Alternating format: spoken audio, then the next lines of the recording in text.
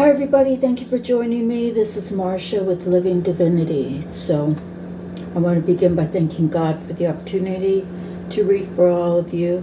I thank God for a new day. A new day is available, and it's a day that I can come clean with my truth. It's a day that I can improve myself. It's a day that I can reflect and know that all the good that's in my life currently, that's going to be in my life tomorrow, is all a gift from God.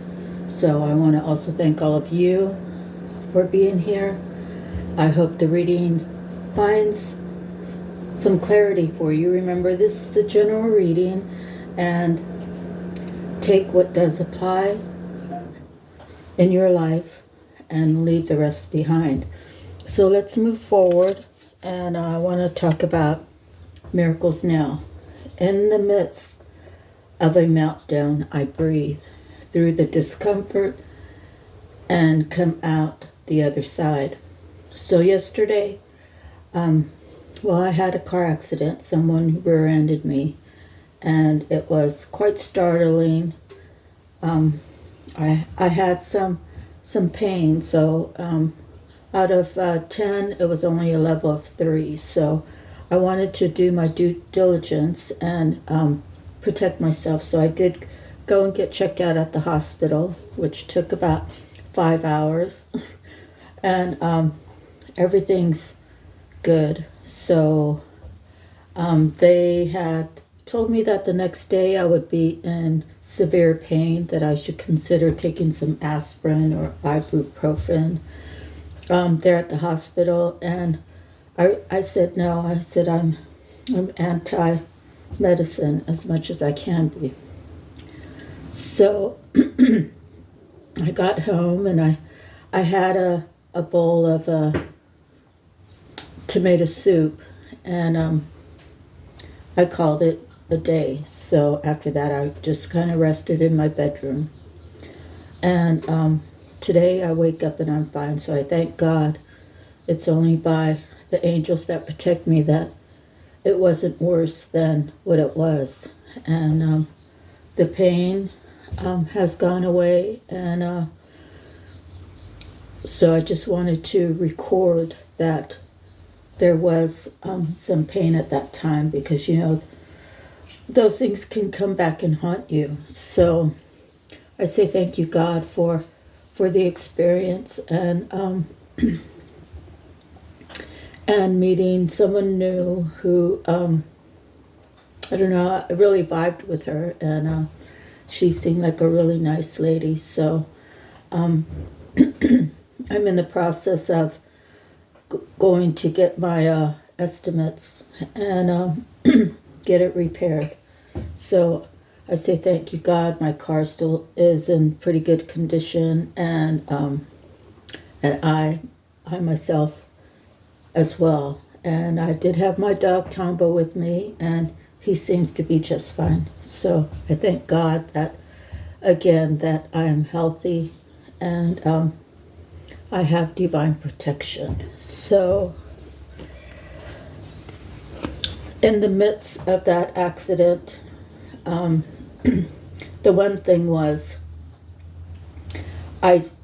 when you're not expecting something to happen, you're not tightening up. So had I known she was going to rear end me, it would be natural for me to hold onto the steering wheel tight. It would be natural for me to, get ready for the impact, right?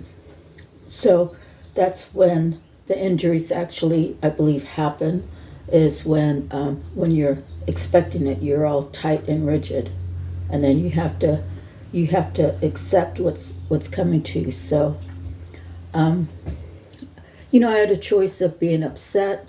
I had a choice of being nasty. I had a choice of not wanting to cooperate, but I did all the opposite.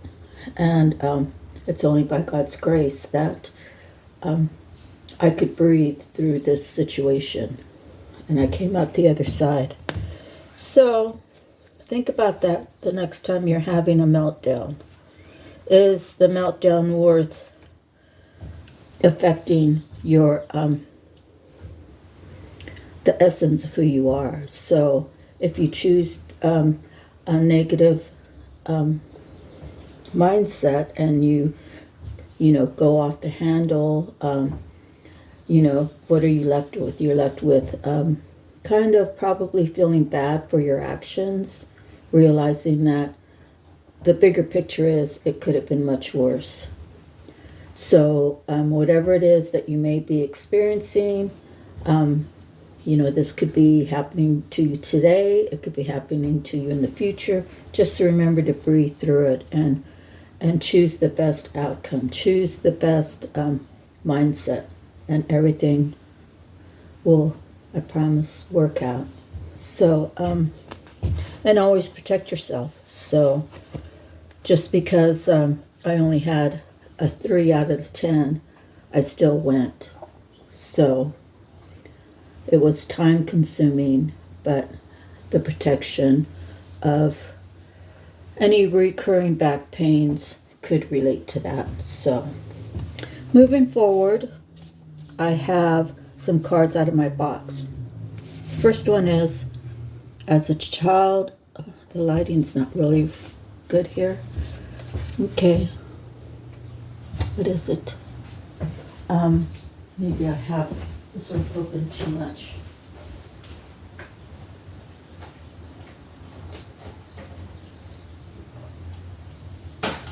Okay.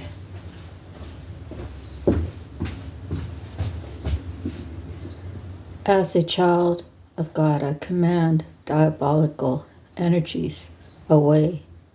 Lord, fill me with your love. So whenever you ask God to take away negativity, you have to realize that this is a spiritual warfare, and you might have 1,000 of evil entities around you, and you might have several within you. When you ask God to remove them, and when you command those spirits to leave you, know that there's 1,000 more waiting to take their spot. So it's very essential. It's very important that you ask God to fill that space with love, His pure love. So that way you are protected by God's love, and those evil entities have to stay away. Okay, the next is, only you can control your character. Do what's right for you. Okay, so that's pretty self-explanatory. A happy, fulfilling union or reunion. Value and protect it. So if that's coming in for you, do it with, if this is someone you want to come back into your life, do it with open arms, do it in a loving way, do it respectfully, do it with the right intentions. So the next word we have is Caribbean. So this person could be Caribbean. They could have just went on a Caribbean cruise. They could have just been on a Caribbean vacation. They might be from the Caribbean. Or maybe this is something they're planning for you. Okay. Constructive criticism versus judgment. So, there's criticizing that's belittling. There's judgment that is not our place. And when you are working with people, or if you're in a relationship, you can use constructive criticism and say, look, this is just constructive criticism.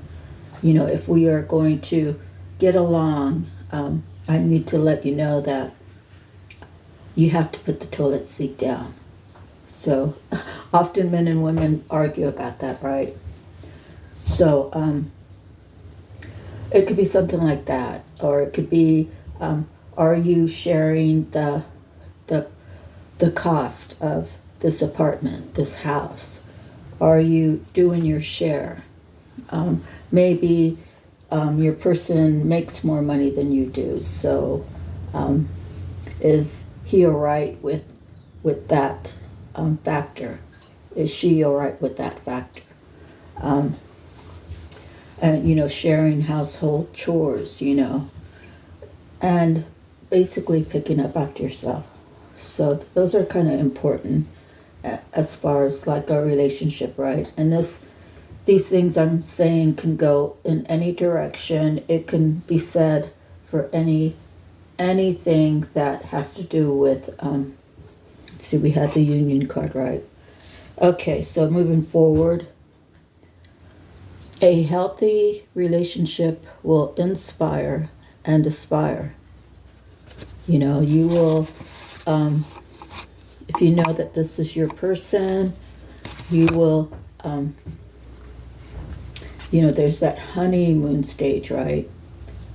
I say never let that honeymoon stage die. Always keep love and laughter in your relationship. And, sometimes we do need a day of peace where it's just relaxing and maybe not speaking too much. We have to respect the people that we're living with, that we're working with, that we're spending time with. Not always can they be bubbly, not always can they be happy, not always can they be up and ready to go. So there has to be some sort of compromise there. So the next card is monkey. So let's do the spiritual meaning of the monkey. When I wrote that card, it wasn't having to do with that. It had more to do with monkeying around. People playing with your heart. People, monkeys are pretty much tricksters. So, but they are very intelligent. And monkeys do seek revenge, I believe. So don't if you think someone's of a monkey spirit, you have to kind of figure that out and maybe put the kid's glove on. So maybe it's the monkey glove you need to put on. Okay, so the overview. Monkeys are primates, a group of mammals that also include humans and apes. There are around 200 monkey species, including baboons, tamarins, marmosets, macaques, that's macaques, and several others. So, monkeys. The lifespan is around 20 to 27 years. Okay, so let's say, what's the monkey spirit? Spiritual meaning. In addition to curiosity, the monkey spirit animal symbolizes playfulness, reminding us of the importance of laughter and joy in our lives. By embracing our inner child, we can foster a sense of wonder and creativity, allowing us to approach challenges with a fresh perspective and positive attitude. Okay, so yeah, the monkey card came out. So next, they look for your weak spot, for your destruction. The closer to God, the less weak spots you have. The last card is as long as you follow your intuition, you're on the right path. So, my sister passed away probably 3 years ago, and she was like the psychic of the family. She could read someone through a telephone conversation. She read my palm. She disclosed what came into fruition. I always called her for guidance. So, she had, let's see, what was it? It was, my Auntie Margie, my mom's sister. My mom had 4 sisters and one brother. He's still alive. All the other ladies, or all the sisters of the family are deceased. So when my Auntie Margie, who is she's like the next below my mom. So she's third down from the top. She was dying, and I was in Hawaii, and her daughter called me to tell me that she was dying. And for 3 days, I ate, and I ate, and I ate. And I was like, my husband at the time, his name is Chris. I was like, Chris, I don't know what's wrong with me. I just keep eating, eating, eating. So I called my sister up in Salt Lake, and she's like, Marcia, I don't think we're that powerful. And I'm like, oh my God, what are you talking about? You're the one with all the power. And she's like, let me research that and I'll call you back. And so she called me back. She's like, you're a sin eater. And she had to say it to me 3 times, and she finally spelled it out. And she said, Google it. So a sin eater is around the 1500s. When your loved one was passing away, they would go out and get an old wretched woman. I was in my 50s at the time, my late 50s. And they'd go out, the thing is, in the 1500s, they would go out and they would get an old wretched woman. And they would bring her into their home, and they would have prepared a meal for her before they fed the old wretched woman. They would wave the plate of food and the drink over their dying loved ones, and then they would let the old wretched woman eat the meal and drink the drink. And so that was my confirmation that my aunt made it to heaven. My grandma, which is my mom and hers mother, my grandmother's the one that, the whole God is love, love is God, the whole everything that she spoke was about God. And I'm thankful for her. But what happens is when you're in that space, the people that don't want to listen, they're not ready to listen. They don't want to hear it. They don't want to take the time to understand it. They don't want to absorb it. So they go off on their own way. So my aunt ended up marrying,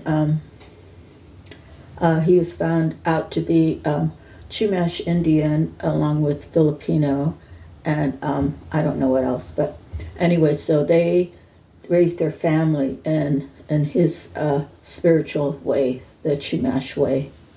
And so my grandma always said, only if you go to my church will you go to heaven. And I say that with all respect to her, because the way she saw it was true, because God was always with her. And if she was in that church, that's where God was. And I promise you that I say that that's true. So my uncle actually married 3 times. The middle one didn't stick around too long, but the only thing the other 2 ever had to say about my grandma was, well, she told us this, or she told me this. The same words came out both ladies. And I hadn't reached that spiritual heightenedness yet that I could explain to them, because sometimes those things hit you at the last minute. But they made it a negative when it was really a positive, and it was true. It was true for my grandmother, because what my grandma probably could have said is, God is always with me, so wherever I go, I know that that's the right place. So my grandmother was very honored in that church, and it's just a crying shame that her children and her grandchildren didn't take too much to it. So anyway, so let's move on. We're going to talk about one of the creatures that are on the endangered list, and this is the red-fronted macaw. So right away I'm thinking it has to do with their habitat situation.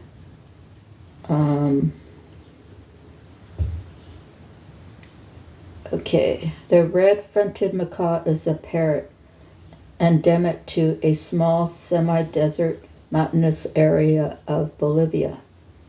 It is a critically endangered species. It has been successfully bred in captivity and is available, if not common, as a pet.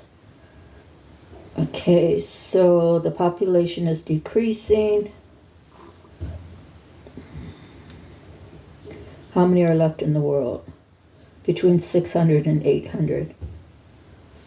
Okay, and approximately 134 to 272 mature individuals. So they are pretty rare. All right, so the habitat. Okay, so again, it's south central Bolivia. Scattered trees and nest on steep-sided, undisturbed river cliffs. Their vegetation, their habitat consists of subtropical xerophytic thorny scrub with many cacti and scattered trees. Their altitude is between 1,100 and 2,700 meters, dispersing locally to 300 meters. The threat has been degraded by human activity and persecution as a crop pest, and it is illegal pet trade. So they are on the list. Okay, so let's say what is the spiritual meaning, and then we'll move forward.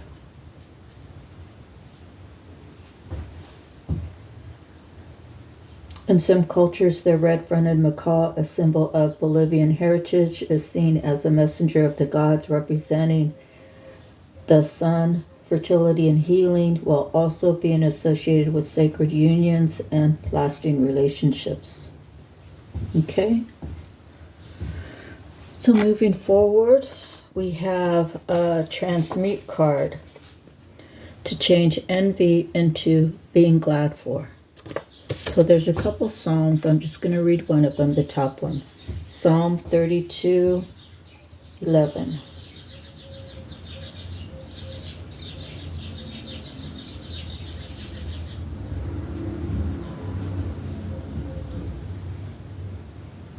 If you hear the birds outside, I feed them pretty much every morning.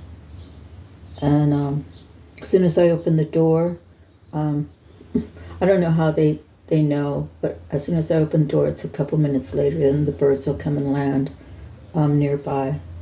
Okay, so Psalm 32:11 says, "Rejoice in the Lord and be glad, you righteous. Sing, all you who are upright in heart." So once your heart has gone through the healing process or working through it, once you choose to make your life better, once you choose to have God into your life, that idea of being envious is replaced with being glad for. So it's a choice of how you want to live your life. You know, God gives us free will. So next out of my love cards, love can make you properly love yourself. So, you know, a lot of us, we were never really taught how to properly love ourselves. You know, I see other families where that did happen. And, you know, their families, you know, I'm talking siblings in their 70s. They still have a gathering celebrating the birthday of one of their family members. They still enjoy getting together for Thanksgiving or Christmas, and exchanging gifts. You know, my family, my dad worked 3 jobs at one point to try to raise, you know, like, I would say like 8 kids, 7 kids, because my one sister, 2 years older than me, she was gifted to my grandparents, Tanya, and God bless her. She was the most loving, caring person, and she was raised by my grandma. And then my oldest brother, he moved out.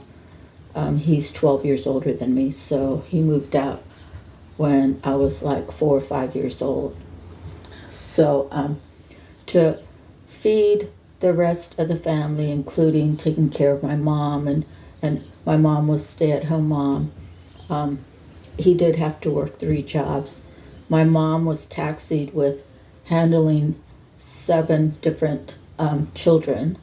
They were all hers and they were all his, but they all came with different different ideas, different feelings, different needs, and she really wasn't equipped to handle all of it. But she handled the house in such a stern, motherly way that she kept everybody in line mostly.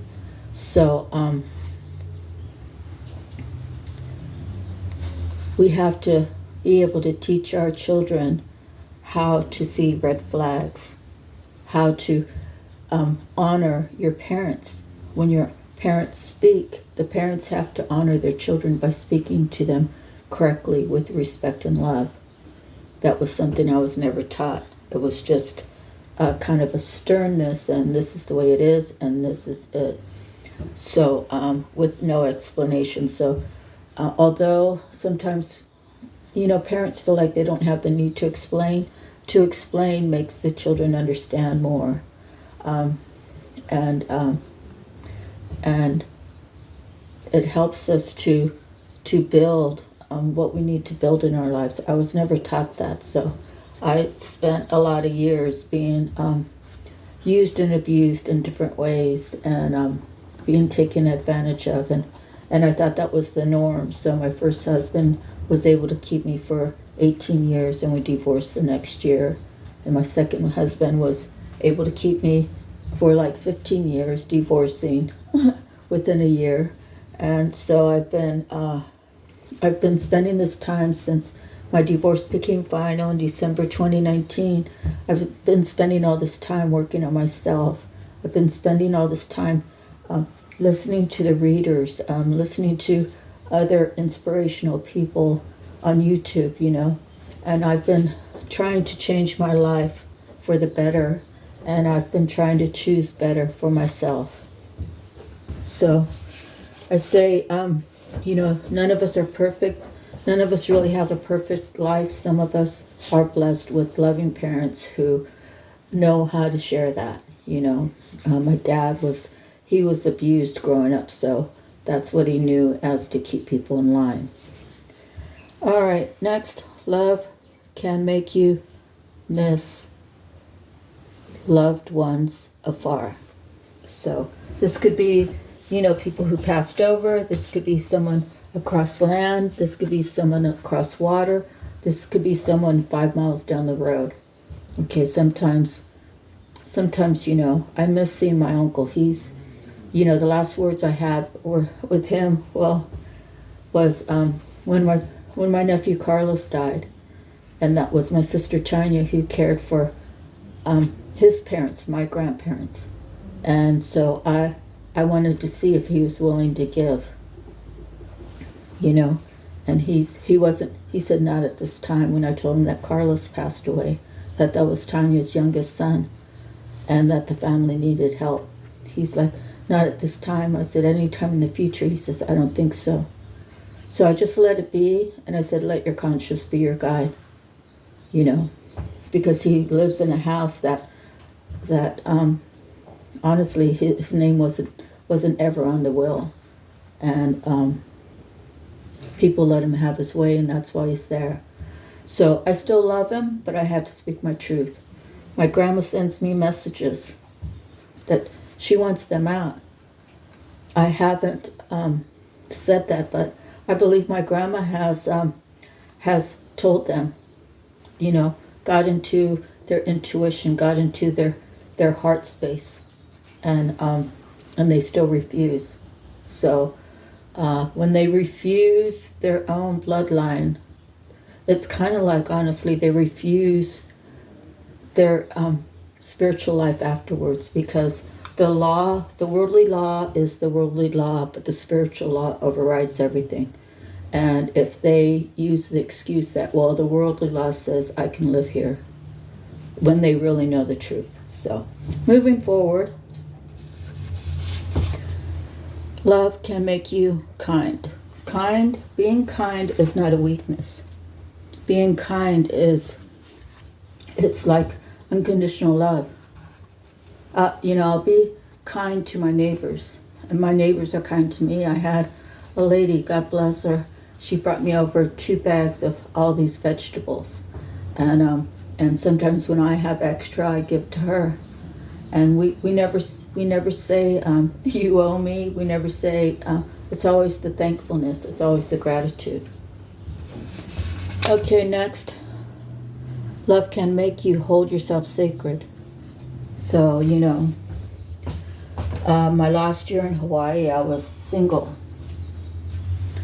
And, like I said, there was a girl there who wanted to give me a bad name. And so I heard gossip about my activities. And I told one of the ladies there, I was like, what? Do you think I just go and spread my legs for anybody? I said, my body's holy.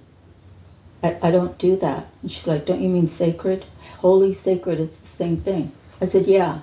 I said, I don't just give myself away, And, it kind of made other people feel bad, because I held myself at a higher standard while they were giving themselves away. So that was another thing that aggravated the one, the ringleader, was that she was giving it away. And she thought that was the norm. The whole, I'm going to get a high body count. And I look at it at the opposite. Oh, that's so disgusting, Anyways, moving forward. And I'm not saying that she's disgusting. Her actions are disgusting. It's something that I wouldn't do. So I just wanted to clarify that, so you don't feel like I'm judging her, because I'm not judging her. I'm saying, for me to freely give myself away is not anything that I want to entertain. Okay. Love can cause you to stand upright. So when you love yourself, when you respect yourself, you will keep yourself upright. You will begin to speak the words that God has put in your heart to say to people. And, people will say it's arrogant. People say, I never asked her for her opinion. At the same time, here we are 4 years later, and these people are saying, I should have listened to her. She's always had a good character. Why did I allow this other person to tell me how to feel about that? The person that's always been truthful to me, that was always truly looking out for my best interest. The reason why that happens is because if you allow someone to choose what's right for you, you're choosing what's right for someone else for you. You gotta go within, and you have to examine where you're at. And you do it very softly. You don't say, well, I went out and I did this and I did that, and here we are Monday and I'm in so much regret. Regret and remorse. To me, they're 2 different things. And I think remorse carries more conviction.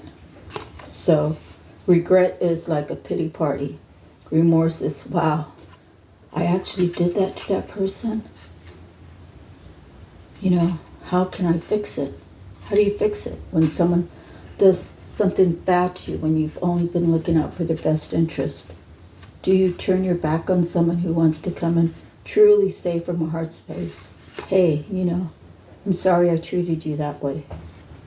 And I'm here to tell you that I will never assume anything. I will take our friendship very serious, and I will come and ask you, because I know that you've always been truthful.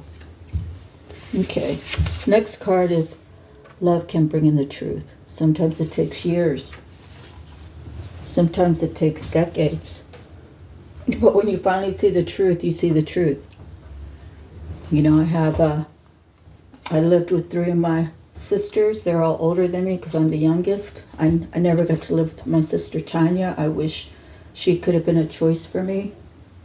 But my other sisters never gave me that option to go live with Grandma. That would have been so great because I could help my sister with my grandparents. And me and my sister were only 2 years apart. We could have spent some time together growing up.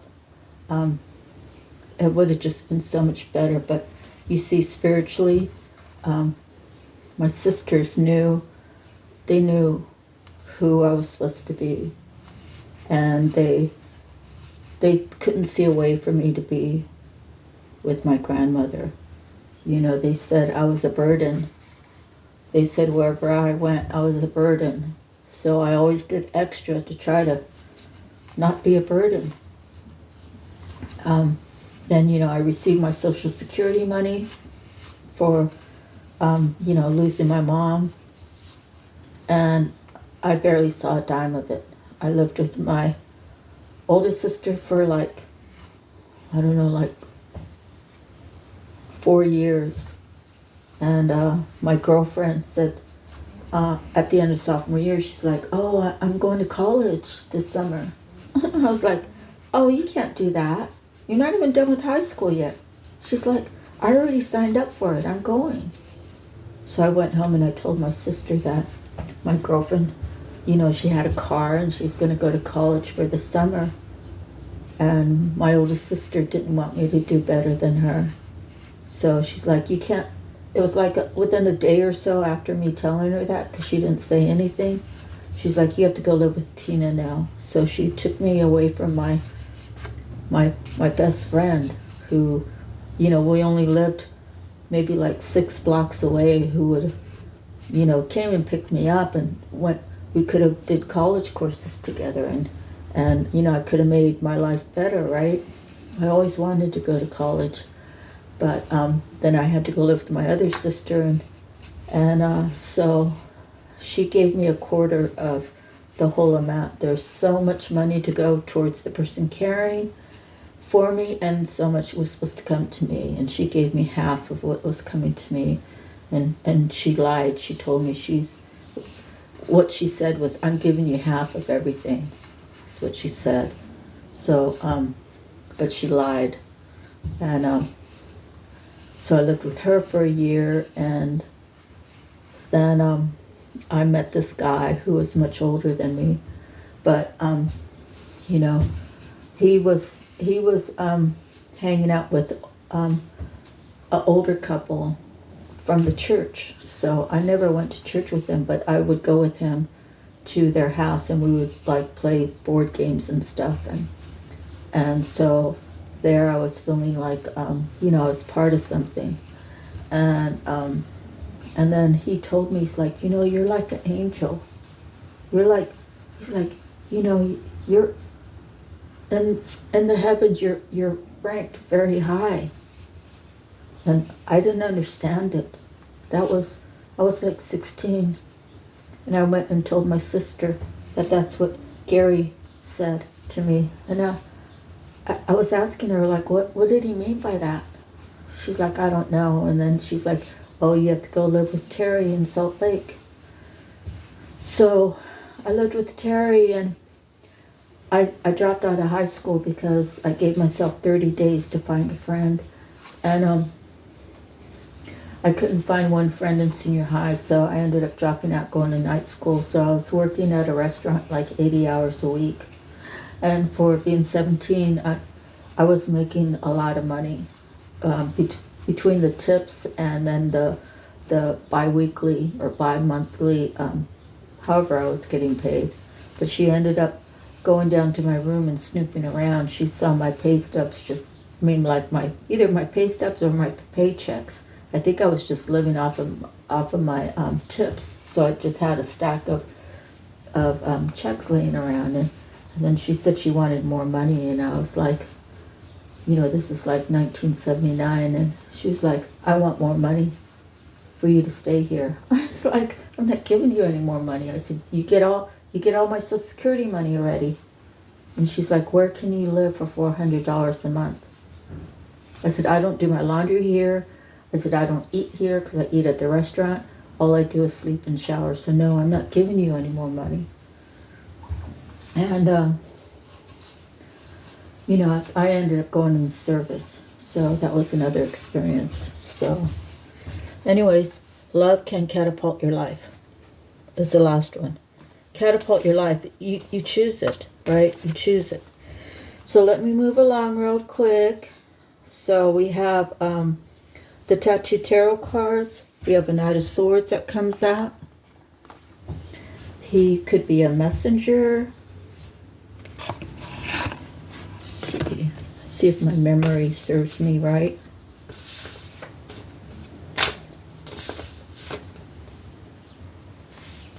Okay. Dashing, brave, potent defender, expert soldier, marksman, skillful, practiced. Okay. So no, my memory didn't serve me right. Justice card comes out. So I'm looking at those. 8 has to do with power, so justice. So some justice has been called, possibly on this Knight of Swords. It's coming to light. Wow, he's got some stuff going on. It's coming to light who this person is in someone's life. And for me, yeah, that would be for me if it was for me. I'm saying it is for me, that justice would be settling the score with that one. So we never want to take revenge because, that's not our place to seek revenge. It's our place to pray and ask God and be patient and keep staying in our own lane, doing our own thing, working on ourselves, ignoring the chitter chatter. 7 of Wands is resolute firmness and bravery, overcoming challenge, even if outwardly against the odds, winning through fighting from a position of advantage, the strength of personal integrity. So 7 has to do with spirituality. 4 has to do with foundation. So someone's crying. Could be they're losing something because of how their actions, their words. 4 of Cups is overactive imagination, concealed anxiety, boredom, satiated preoccupation, aversion, disappointment, discontent, worry, blindness, not seeing the good things, isolating, depression, self-pity, new light, hidden blessings. So sometimes you go through these things so that you can get the higher perspective. You might be going through something really painful, and then you realize it happened for me so that I can elevate and look at it from a different perspective, and therefore releasing any negative feelings that I have regarding that. Okay, 7 of Cups. That has to do with having a variety. In the book it says nothing as it first appears. Fantasies, pipe dreams, unrealistic expectations, illusions, distorted reflections, corruption, desire, premeditation, plan, determination, resolution, courage to move into real experience. Okay. And the last is the King of Wands. So we have 2 7s there, I think. I'll review those in a minute. The King of Wands is the dark man.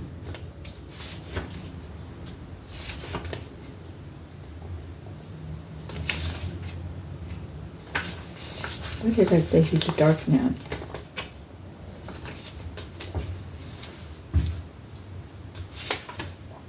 Oh, it's the King of Coins. So King of Wands is estate owner, manager, wise, conscientious, educated pillar of the community, good mediator, devoted, loyal, good conscience, can be strict and harsh, severe measures, austerity.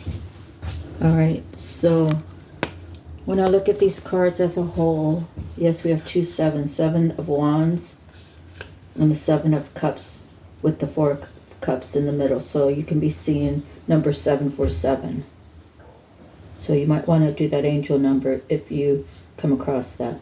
So it's almost as if the Knight of Swords is going through some adjustments.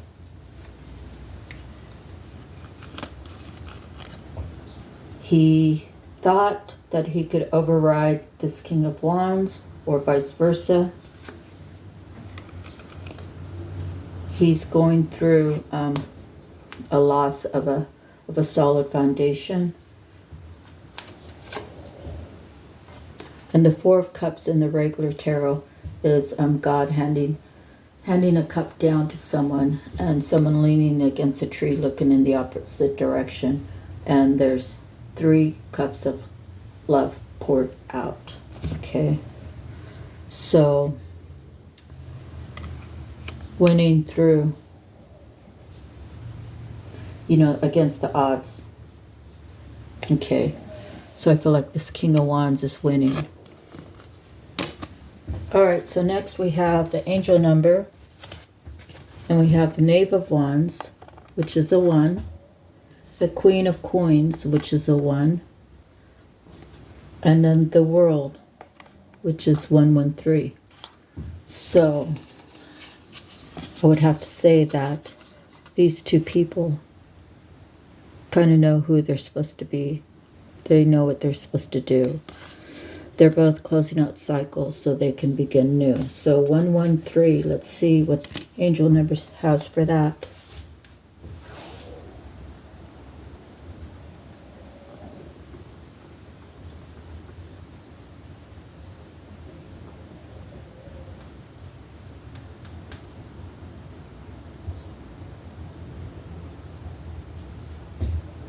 Okay.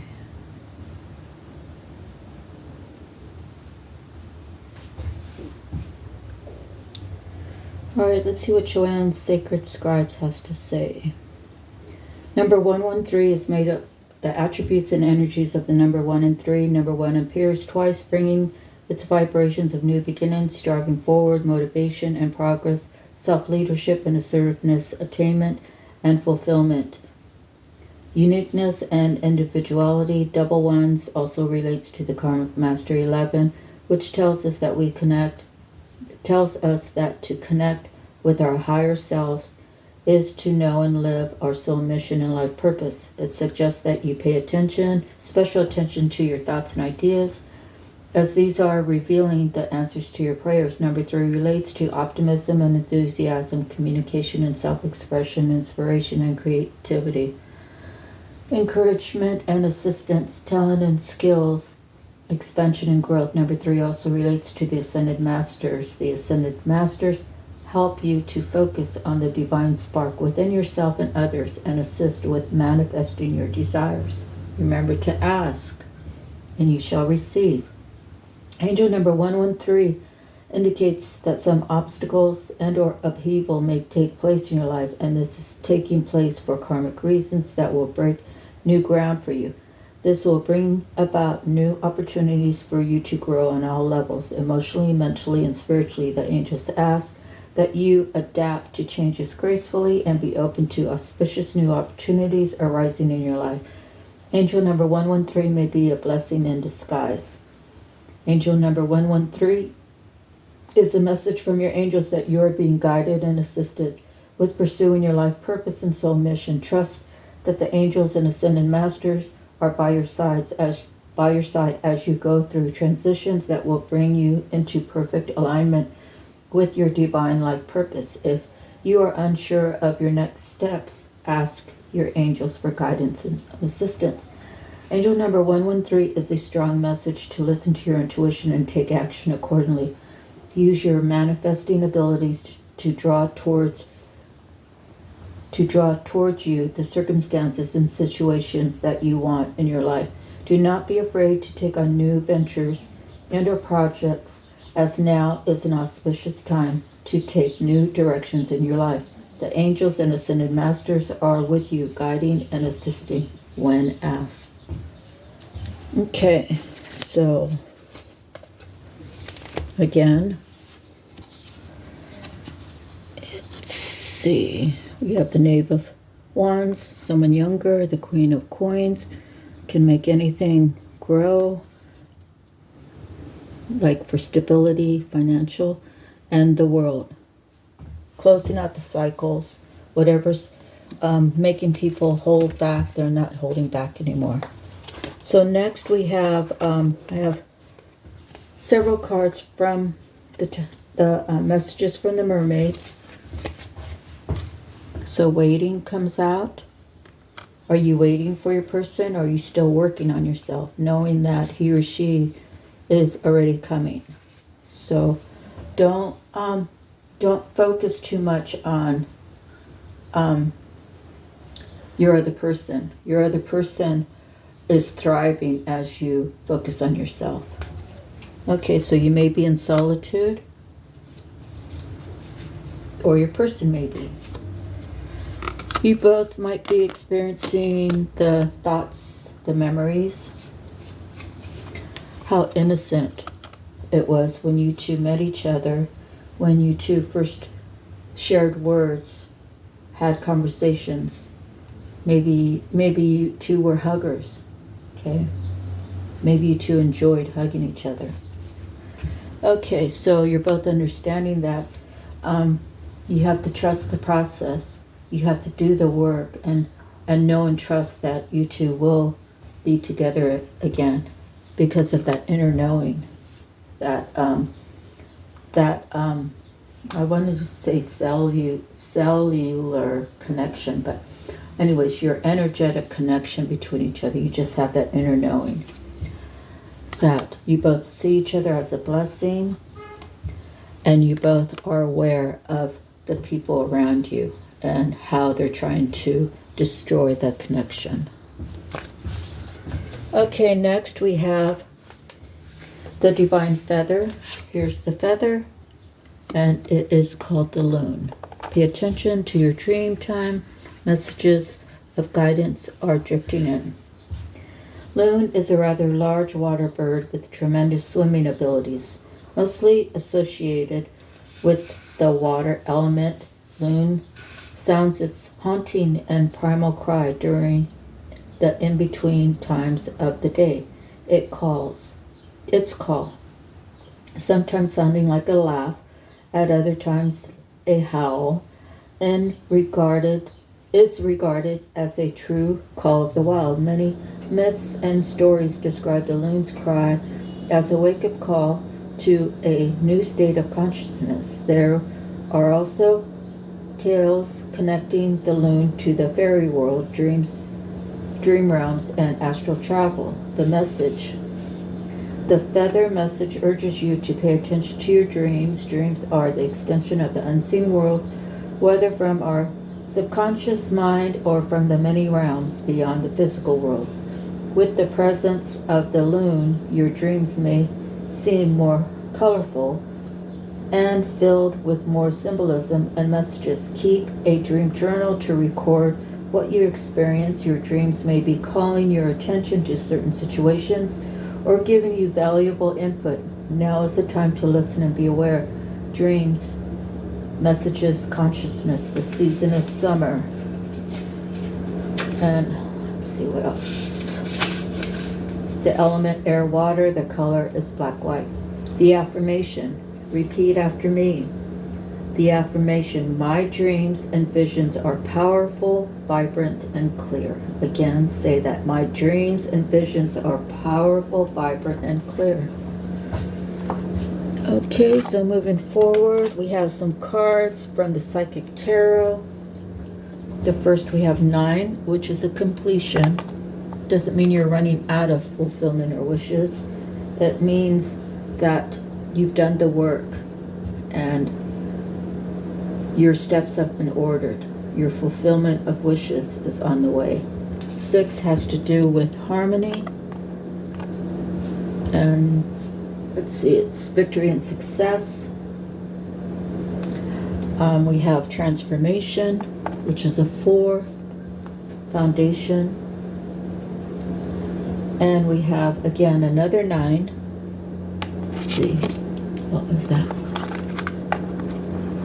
Okay, 9 was first.